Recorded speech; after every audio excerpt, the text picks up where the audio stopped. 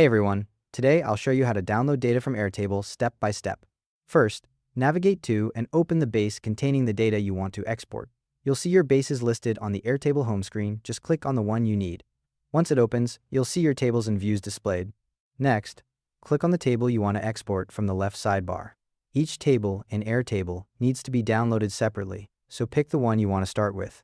When you click it, the table's grid view will display with all your data.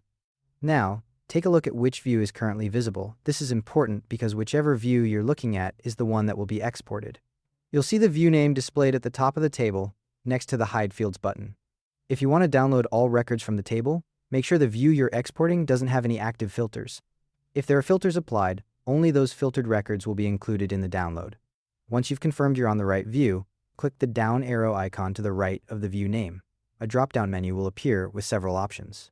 From that drop-down menu, click Download CSV. As soon as you click it, the file will begin downloading immediately to your computer's default download location. That's usually your Downloads folder. The download happens automatically, so there's no save dialog or anything like that. A few things to keep in mind.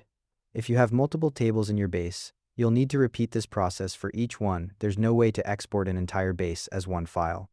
The CSV file you download can be opened in Excel, Google Sheets, or any other spreadsheet application. Only the field values visible in your current view will be included in the export. If you've hidden any columns using the Hide Fields button, those won't appear in the CSV. So if you need everything, make sure all your fields are visible before downloading. One important note about attachments: if your table has attachment fields, they'll be included in the CSV as file names and URLs, but those URLs expire after a few hours. So if you need to download any attachments, do it right away. Also worth knowing, the export won't include record-level comments, field descriptions, or anything stored in extensions. It's just the data visible in the view. Thanks for watching, and I'll see you in the next one.